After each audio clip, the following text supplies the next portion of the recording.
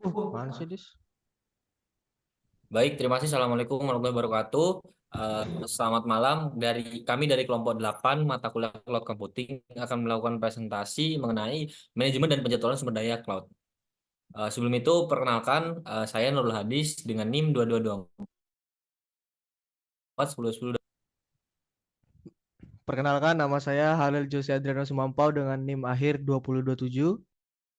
Perkenalkan nama saya Gelanda Mario Arya Bramantia dengan NIM akhir 2009. Baik, untuk pembahasan kita kali ini terdapat subbab-subbab sebagai berikut.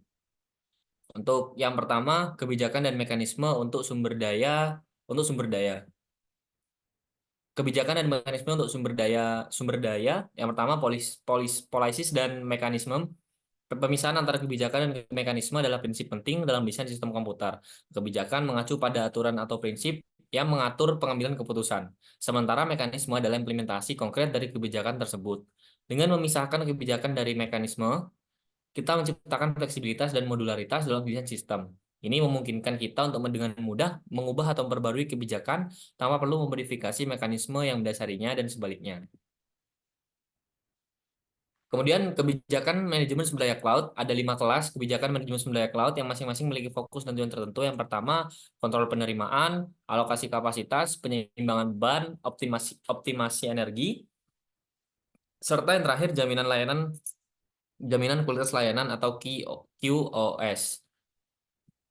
Nah, admission control pada mekanisme manajemen sumber daya itu kebijakan kontrol penerimaan berfokus pada mencegah sistem menerima beban kerja yang dapat mengganggu kinerja sistem secara keseluruhan. Hal ini dapat dilakukan dengan mempertimbangkan kondisi saat ini dari sistem dan menolak beban kerja tambahan yang dapat mempengaruhi kinerja yang sedang berlangsung atau kontrak yang sudah ada. Kemudian terdapat alokasi kapasitas. Kebijakan alokasi kapasitas berusaha untuk menggunakan sumber daya secara efisien dengan menentukan sumber daya yang tepat untuk setiap instansi atau aktivasi layanan. Ini melibatkan pemilihan sumber daya yang dapat memenuhi kebutuhan beban kerja dengan mempertimbangkan kendala sistem dan persyaratan layanan. Selanjutnya penyiimbangan beban dan optimisasi energi, yaitu penyiimbangan beban dan optimisasi energi merupakan dua aspek penting dari manajemen sumber daya cloud. Tujuan utamanya adalah untuk menjaga keseimbangan beban kerja di seluruh sistem dan mengoptimalkan penggunaan energi sumber daya. Ini bisa dilakukan secara lokal di tingkat sumber daya individu atau secara global di seluruh infrastruktur cloud. Sebenarnya tujuan dari manajemen sumber daya cloud itu sendiri, tujuan utamanya yaitu meminimalkan biaya penyediaan layanan dan konsumsi energi. Dengan mengelola sumber daya secara efisien dan efektif, penyedia layanan cloud dapat meningkatkan profitabilitas mereka sambil menjaga kualitas layanan yang diharapkan oleh pengguna. Untuk teknik optimisasi energi, teknik Dynamic Voltage and Frequency Scaling atau DVFS adalah salah satu teknik yang umum digunakan untuk mengoptimalkan penggunaan energi sumber daya. Dengan menyesuaikan tegangan dan frekuensi prosesor sesuai dengan kebutuhan beban kerja, kita dapat mengurangi konsumsi energi tanpa mengorbankan kinerja sistem secara signifikan. Untuk mekanismenya, ada beberapa mekanisme yang dapat digunakan untuk mengimplementasikan kebijakan manajemen sumber daya, termasuk teori kontrol, pembelajaran mesin, pendekatan berbasis utilitas, dan mekanisme ekonomi berorientasi pasar. Setiap mekanisme memiliki kelebihan dan kelemahan sendiri, dan pilihan tergantung pada kebutuhan, serta karakteristik spesifik dari sistem yang sedang dijalankan. Kemudian ada interaktif versus non-interaktif.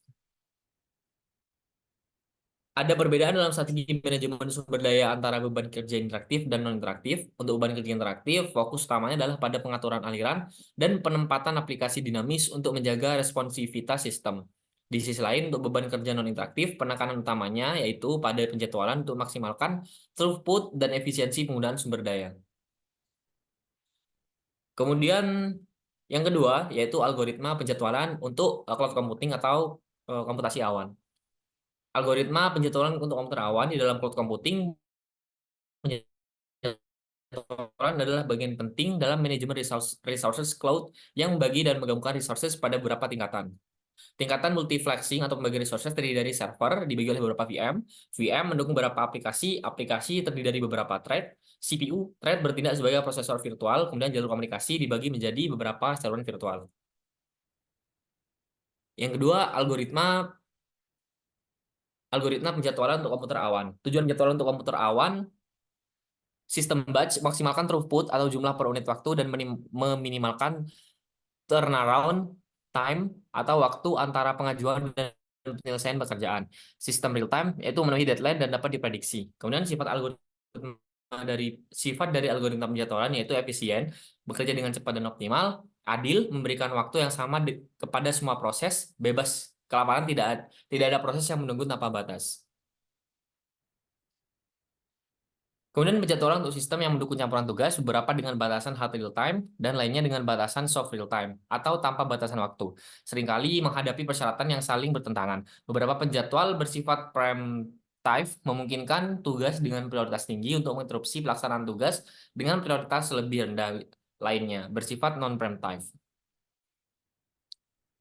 Ada beberapa definisi dari algoritma penjadwalan yang adil. Pertama, kita akan membahas kriteria keadilan max-min, pertimbangan sumber daya dengan bandwidth B, yang dibandingkan di antara n pengguna yang memiliki hak yang sama. Setiap pengguna meminta sejumlah B dan menerima B. Mereka menurut kriteria max-min, kondisi berikut harus dipenuhi oleh alokasi yang adil. Nah, untuk kondisinya, C1 jumlah yang diterima oleh pengguna manapun tidak lebih besar dari jumlah yang diminta. B kurang dari B. Kemudian C2, jika lokasi minimum pengguna manapun adalah B-min, tidak ada lokasi yang memenuhi kondisi C1 yang memiliki B-min lebih tinggi daripada lokasi saat ini. Ini berarti tidak ada pengguna yang menerima lebih sedikit dari alokasi minimum saat ini, sementara pengguna lain bisa mendapatkan lebih banyak. C3, ketika kita menghapus pengguna yang menerima alokasi minimum B-min dan kemudian mengurangi jumlah total sumber daya yang tersedia, dari B menjadi B-min, kondisi C2 tetap benar secara rekursif. Ini memastikan fairness jangka panjang. Jika kita terus menghapus pengguna dengan alokasi minimum dan mengurangi sumber daya yang tersedia, kriteria keadilan max-min harus tetap terpenuhi untuk pengguna yang tersisa. Kemudian kriteria fairness lain untuk penjadwalan CPU mensyaratkan bahwa jumlah pekerjaan OM T1 T2 dan OM B T1 T2 dalam interval waktu dari T1 ke T2 dari dua thread yang dapat dijalankan A dan B meminimalkan ekspresi, di mana WA dan WB adalah bobot dari thread A dan B masing-masing. Dapat digambarkan melalui rumus berikut. Kemudian kualitas layanan atau QoS yang dibutuhkan berbeda untuk berbagai kelas aplikasi cloud dan membutuhkan kebijakan penjadwalan yang berbeda. Aplikasi base effort seperti aplikasi batch dan analitik tidak memerlukan jaminan QoS. Aplikasi multimedia seperti streaming audio dan video memiliki batasan waktu nyata yang lunak dan memerlukan penundaan dan throughput maksimum yang dijamin secara statistik. Aplikasi dengan batasan real time yang ketat saat ini tidak menggunakan cloud public, tapi mungkin akan menggunakannya di masa mendatang. Kemudian round robin, first come first serve atau FCFS, shortest job first, SJV, dan algoritma prioritas termasuk di antara algoritma penjadwalan yang paling umum untuk aplikasi base effort. Thread diizinkan untuk menggunakan CPU dalam urutan kedatangan mereka dalam kasus algoritma FCFS dan dalam urutan waktu berjalannya dalam kasus algoritma SJV. Earliest deadline first atau EDV dan rate monotonic algorithm RMA digunakan untuk aplikasi real time. Integrasi penjadwalan untuk ketiga kelas aplikasi dibahas dan dua algoritma baru untuk penjadwalan terintegrasi. Resources allocation atau dispatching atau RAD dan rate based earliest deadline atau RBED diusulkan. Algoritma ini menggambarkan evolusi dalam pemikiran tentang keadilan penjadwalan dan kebutuhan untuk mengakomodasi penjadwalan multi objektif, khususnya penjadwalan untuk big data dan aplikasi multimedia. Kemudian terdapat delay scheduling. Nah, untuk penjadwalan hidup adalah proses pengalokasian sumber daya untuk tugas-tugas dalam sebuah pekerjaan di lingkungan hidup, di mana setiap pekerjaan terdiri dari serangkaian tugas map dan reduce. Tujuannya adalah untuk mengelola penggunaan sumber daya secara efisien dalam klaster komputasi. Dalam penjadwalan FIFO hidup terdapat 5 tingkat prioritas yang digunakan untuk menetapkan slot untuk tugas-tugas. Tugas-tugas dengan prioritas yang lebih tinggi memiliki kepentingan lebih besar dalam menggunakan sumber daya. Untuk menentukan prioritas, jumlah tugas dari suatu pekerjaan yang sudah berjalan di slot semua server menjadi faktor penentu utama. Semakin sedikit jumlah tugas yang sudah berjalan, semakin tinggi prioritas yang diberikan kepada tugas-tugas yang tersisa dari pekerjaan yang sama. Baik, untuk selanjutnya mungkin akan dilanjut oleh rekan saya. Baik, selanjutnya kita akan masuk ke optimisasi penjadwalan sumber daya dalam lingkungan Hadoop. Yang pertama, masalah dengan kebijakan prioritasnya yaitu yang pertama itu kebijakan alokasi itu masih berbasis prioritas di Hadoop, hanya mempertimbangkan jumlah tugas yang sudah berjalan saja. Kemudian tidak memperhitungkan lokalitas data yang dimana itu penting untuk efisiensi pengolahan data itu sendiri. Kemudian ada lokalitas data dan kinerja. Kalau lokalitas data dan kinerja itu mengacu pada kebutuhan untuk menempatkan tugas dekat dengan data yang akan diproses, kemudian menempatkan tugas dekat dengan data, meningkatkan kinerja dan mengurangi waktu akses. Kemudian tantangan dari kebijakan prioritas itu sendiri, yang pertama, kebijakan alokasi berbasis prioritas dapat menyebabkan penempatan tugas di node yang jauh dari data, yaitu menyebabkan mengurangi kinerja.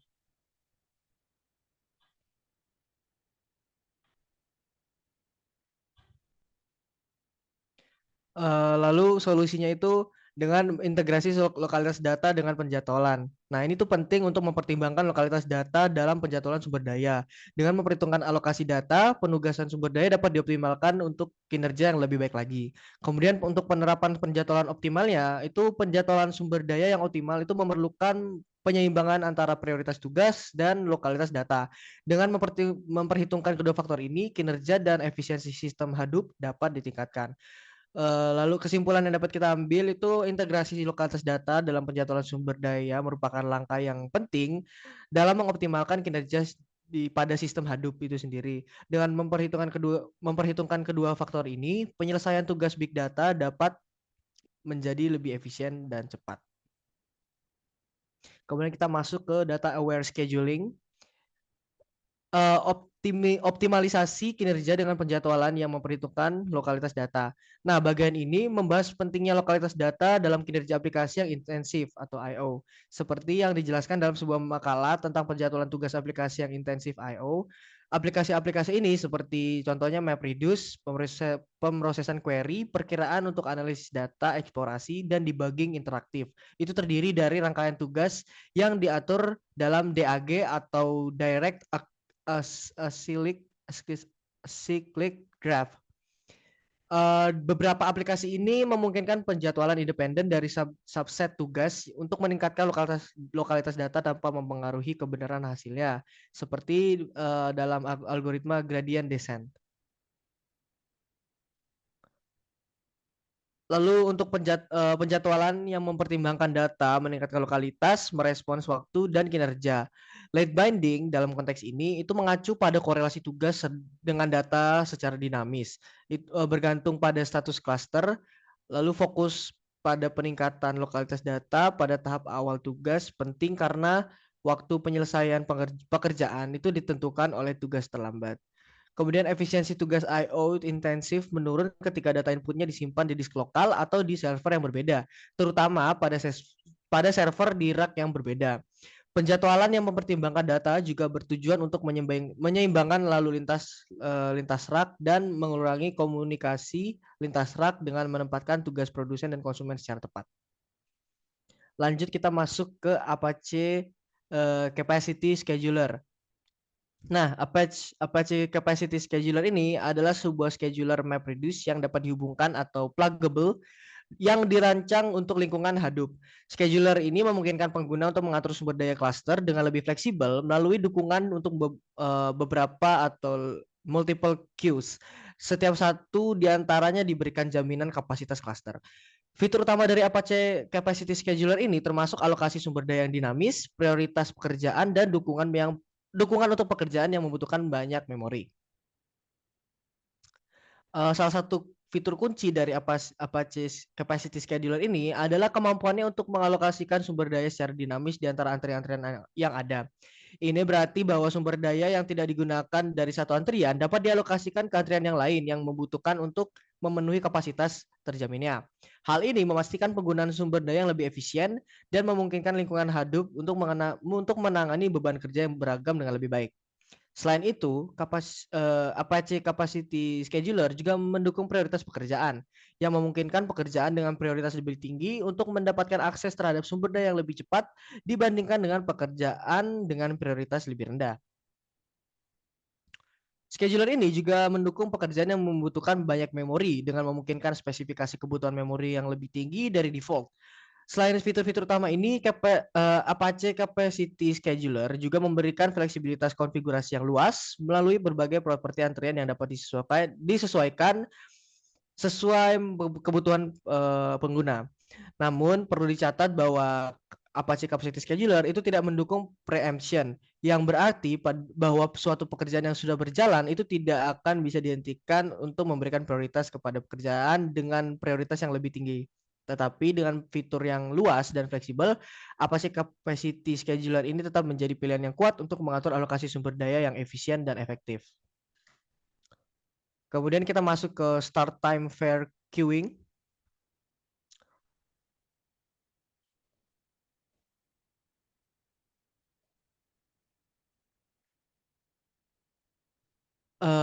Start time fair queuing ini dalam sistem operasi multimedia, sebuah penjadwal CPU hierarkis telah diusulkan. Ide dasar dari algoritma antrian wajar waktu mulai atau SFQ adalah untuk mengatur pengguna bandwidth CPU dengan struktur pohon. Nah, simpul akar adalah prosesor dan daun dari pohon ini adalah thread dari setiap aplikasi. Penjadwal bertindak pada setiap level hierarki fraksi bandwidth prosesor atau B yang dialokasikan ke simpul antara I, seperti pada rumus yang di bawah. Dengan WJ itu 1 kurang dari sama dengan J kurang dari sama dengan N sebagai bobot dari ke N anak dari simpul I.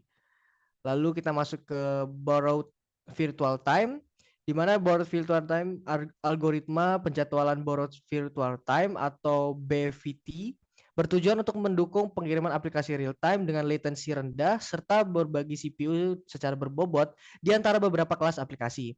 Mirip dengan SFQ, algoritma BVT ini mendukung penjadwalan campuran aplikasi, baik yang memiliki batasan real time yang keras, lunak, maupun hanya berusaha semaksimal mungkin. Setiap thread memiliki waktu virtual efektif atau EI, waktu virtual aktual atau AI, dan perang waktu virtual atau WI. Thread dijadwalkan berdasarkan waktu virtual efektifnya menggunakan kebijakan earliest virtual time atau EVT.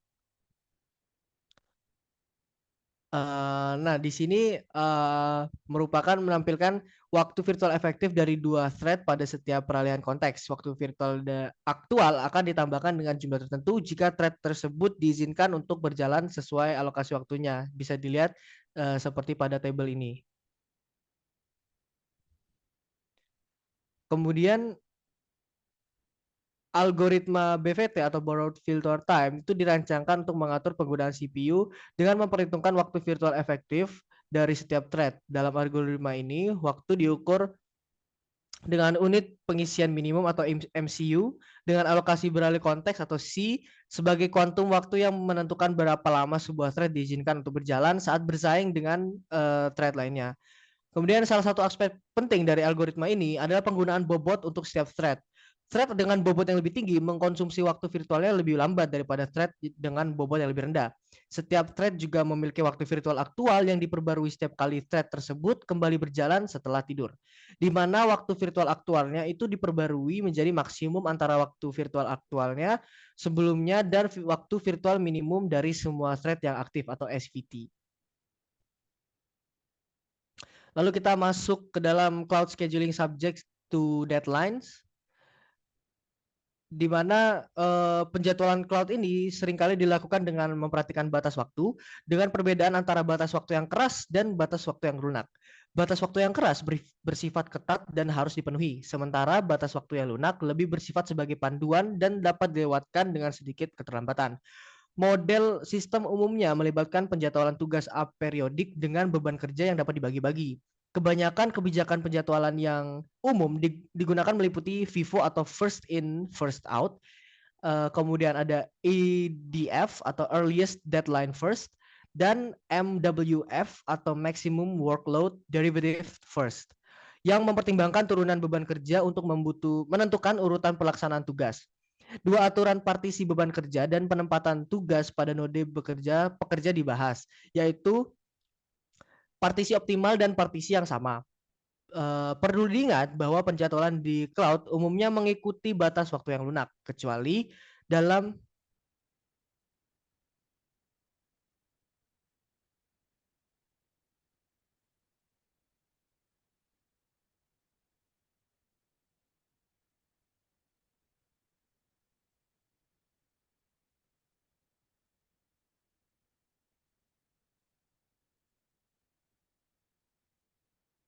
kemudian kita masuk ke MapReduce application scheduling subject to deadlines. Sekarang kita akan membahas beberapa penjadwalan awan untuk aplikasi MapReduce dengan batasan waktu. Beberapa pilihan penjadwalan untuk Apache Hadoop implementasi open source dari algoritma MapReduce adalah FIFO, Fair Scheduler, Capacity Scheduler, dan Dynamic Proportional Scheduler. Sebuah makalah terbaru menerapkan kerangka kerja penjadwalan deadline yang dibahas pada bagian 9.8 ke tugas Hadoop. Tabel 9.5 itu merangkum notasi yang digunakan untuk analisis ini. Istilah slot sama dengan node dan berarti jumlah instance. Kemudian kita membuat dua asumsi untuk penurunan jadwal kita, penurunan awal kita. Yang pertama, sistemnya itu homogen, PM dan PR, biaya pemrosesan unit data adalah tugas map dan reduce, masing-masing sama untuk semua server. Kemudian ekuipartisi beban atau beban yang terdistribusi secara merata. Dengan kondisi ini, durasi pekerjaan J dengan input ukuran omega adalah sesuai yang pada rumus di bawah. Kemudian kita masuk ke resource bundling, combinatorial auctions for cloud resources yang akan dilanjutkan oleh rekan saya. Nah, baik, selanjutnya adalah cloud scheduling subject to deadline. Dalam lingkungan cloud, sumber daya dialokasikan dalam bundle, di mana pengguna mendapatkan manfaat maksimum dari kombinasi tertentu dari sumber daya. Ini menciptakan kompleksitas dalam model alokasi sumber daya tradisional dan menimbulkan minat dalam model ekonomi serta algoritma lelang. Dalam konteks komputasi awan, lelang adalah alokasi sumber daya kepada penawar tertinggi. Terdapat beberapa algoritma lelang kombinatorial seperti lelang jam serentak dan lelang jam proxy. Salah satu algoritma yang dibahas adalah Ascending Clock Auction atau ASCA, di mana harga saat ini untuk setiap sumber daya direpresentasikan oleh jam yang terlihat oleh semua peserta. Dalam lelang ini, pengguna memberikan tawaran untuk bundle yang diinginkan dan harga yang mereka bersedia bayar. Tujuan dari proses lelang adalah untuk mengoptimalkan fungsi objektif yang bisa diadaptasi untuk mengukur nilai bersih semua sumber daya diperdagangkan atau mengukur surplus total. Lalu selanjutnya adalah Cloud Resource Utilization dan Energy Efficiency.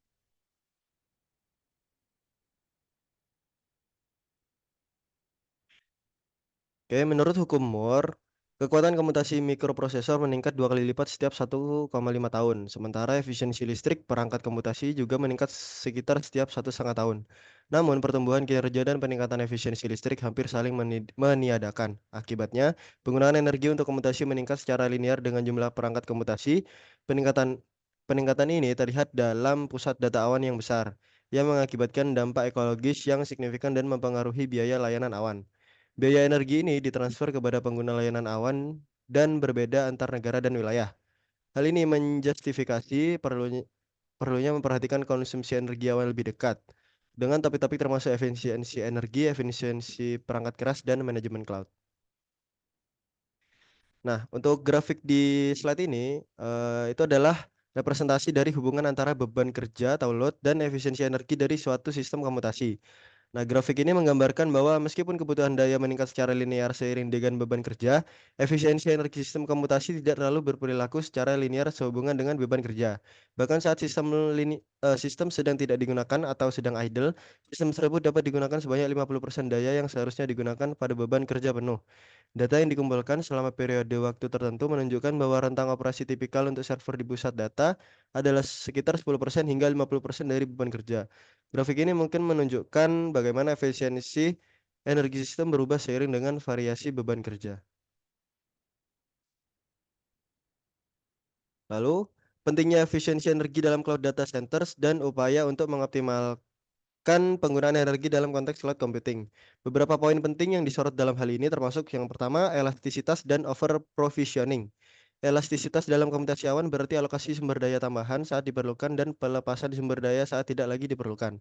Over provisioning terjadi ketika penyedia layanan awan menginvestasikan infrastruktur yang lebih besar dari yang sebenarnya dibutuhkan oleh beban kerja tipikal. Ini menyebabkan penggunaan daya server rata-rata menjadi rendah. Yang kedua, efisiensi energi dan sistem berbanding proporsional. Nah, sistem yang berbanding proporsional dengan energi mengonsumsi sedikit daya saat tidak digunakan dan meningkatkan konsumsi daya seiring dengan peningkatan beban kerja. Meskipun begitu, banyak komponen sistem komputasi memiliki profil efisiensi energi yang berbeda, dengan beberapa memerlukan peningkatan signifikan. Yang ketiga, upaya penghematan energi. Upaya penghematan energi dalam pusat data awan berfokus pada komputasi, jaringan, dan aktivitas penyimpanan. Ini termasuk strategi untuk mengkonsentrasikan beban kerja pada sejumlah kecil disk untuk menghemat daya, serta teknik replikasi dan migrasi data. Lalu yang keempat, pemrosesan dan penempatan dinamis. Rancangan manajemen sumber daya yang dinamis penting untuk mengurangi konsumsi daya. Ini mencakup alokasi sumber daya yang dinamis dan penempatan beban kerja secara efisien untuk meminimalkan konsumsi daya. Yang terakhir, tantangan dan solusi. Meskipun upaya telah dilakukan untuk mengoptimalkan dan penggunaan energi, masih ada tantangan seperti kompleksitas mekanisme kontrol dan skalabilitas solusi berbasis teori kontrol. Selanjutnya adalah resource management and dynamic application scaling. Nah, permintaan akan sumber daya dapat menjadi fungsi dari waktu hari, bisa naik atau turun secara monoton dalam waktu, atau bisa mengalami puncak yang terjadi secara teratur atau tidak teratur. Sebagai contoh, layanan web baru akan mengalami tingkat permintaan rendah pada awalnya, dan beban akan meningkat secara eksponensial jika layanan tersebut sukses. Layanan untuk pemrosesan pajak penghasilan akan mengalami puncak sekitar tenggat waktu pengisian pajak. Sementara akses ke layanan yang disediakan oleh FEMA atau Federal Emergency Management Agency akan meningkatkan secara dramatis setelah bencana alam. Keelastisitasan cloud public, kemampuannya untuk menyediakan kepada aplikasi jumlah sumber daya yang tepat yang diperlukan dan bahwa seseorang hanya membayar untuk sumber daya yang dikonsumsi adalah insentif serius untuk bermigrasi ke cloud publik. Pertanyaan yang kita hadapi adalah bagaimana penskalaan sebenarnya dapat diimplementasikan di cloud ketika sangat banyak aplikasi menunjukkan perilaku yang seringkali tidak dapat diprediksi. Untuk membuat masalah menjadi lebih buruk, selain beban eksternal yang tidak terduga, manajemen sumber daya cloud harus mengatasi realokasi sumber daya akibat kegagalan server. Selanjutnya adalah control theory and optimal resource management. Teori kontrol telah digunakan untuk merancang manajemen sumber daya adaptif untuk berbagai aplikasi termasuk manajemen daya, penjadwalan tugas, adaptasi quality of service dalam server web, dan penyeimbangan beban. Metode kontrol umpan balik klasik digunakan untuk mengatur parameter operasi utama sistem berdasarkan pengukuran output sistem. Pengaturan kontrol ini didasarkan pada model sistem linear invarian waktu dengan kontrol loop tertutup. Teknik untuk merancang sistem yang dapat mengelola dirinya sendiri berdasarkan konsep-konsep dari teori kontrol dibahas, memungkinkan berbagai tujuan quality of service dan batasan operasional untuk diekspresikan sebagai fungsi biaya. Prinsip-prinsip teori kontrol juga digunakan untuk mengoptimalkan manajemen sumber daya dengan meminimalkan fungsi biaya yang mencakup waktu respons dan konsumsi daya. Prinsip-prinsip teori kontrol juga digunakan untuk mengoptimalkan manajemen sumber daya dengan meminimalkan fungsi biaya yang mencakup waktu respons dan konsumsi daya.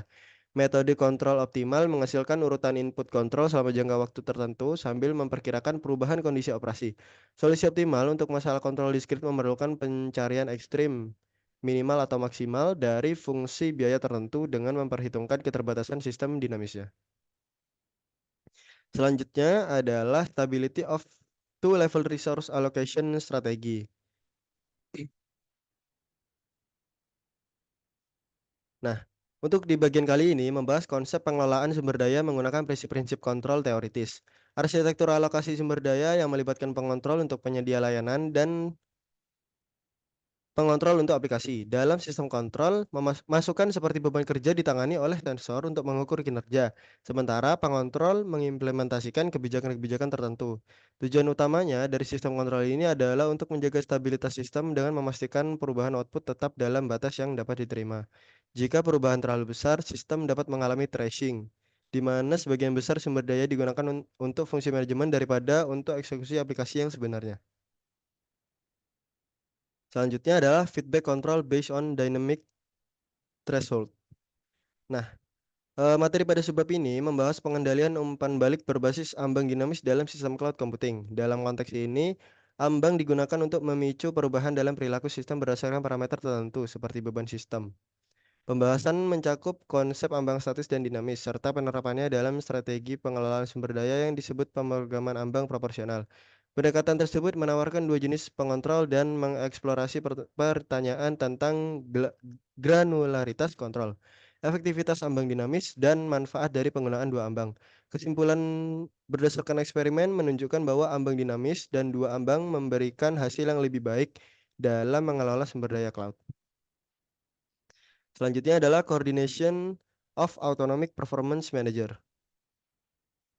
Nah, dalam konteks pengelolaan daya pada sistem komputasi, Dynamic Voltage Scaling atau DVS telah menjadi mekanisme yang umum digunakan untuk mengoptimalkan penggunaan energi.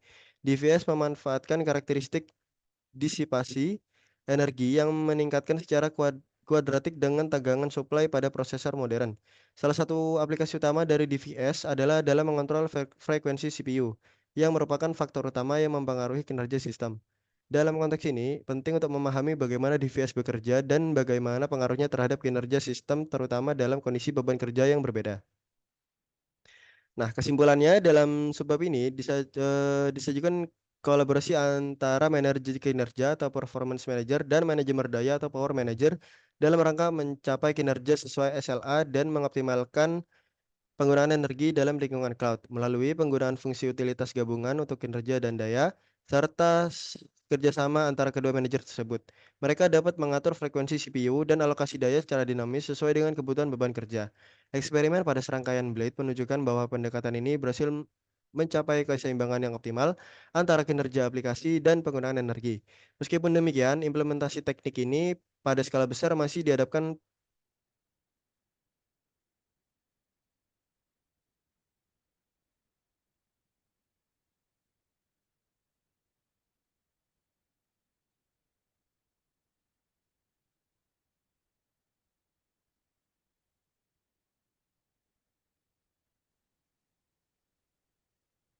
Eksperimen pada serangkaian Blade menunjukkan bahwa pendekatan ini berhasil mencapai keseimbangan yang optimal antara kinerja aplikasi dan penggunaan energi.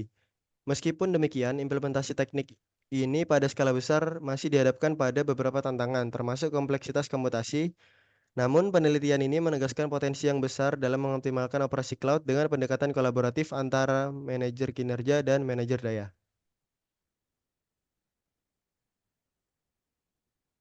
Lalu selanjutnya adalah a utility model for cloud-based web service.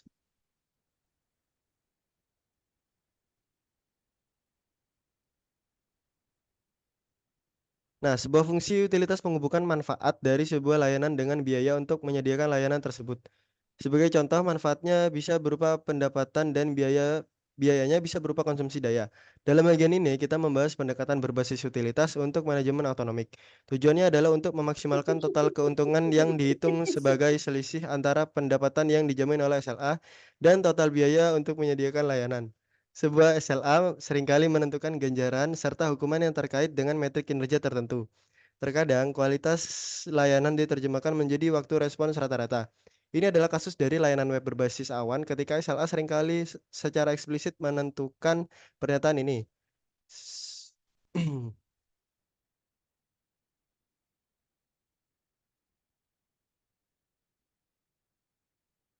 Selanjutnya adalah Cloud Self-Organization. Awan komputer adalah sistem kompleks dan harus dianalisis dalam konteks lingkungan di mana mereka beroperasi. Semakin beragam lingkungannya, semakin menantang manajemen sumber daya awan. Otonomi awan menawarkan sedikit harapan. Dua konsep paling penting untuk memahami sistem kompleks adalah kemunculan dan otonomi. Kemunculan tidak memiliki definisi yang jelas dan diterima secara luas, tapi secara umum dipahami sebagai properti dari sebuah sistem yang tidak dapat diprediksi dari properti komponen sistem individu. Ada kontinum kemunculan yang meliputi beberapa skala organisasi. Kemunculan sederhana terjadi dalam sistem atau dekat keseimbangan termodinamika, sementara kemunculan kompleks terjadi hanya dalam sistem non-linear yang didorong jauh dari keseimbangan.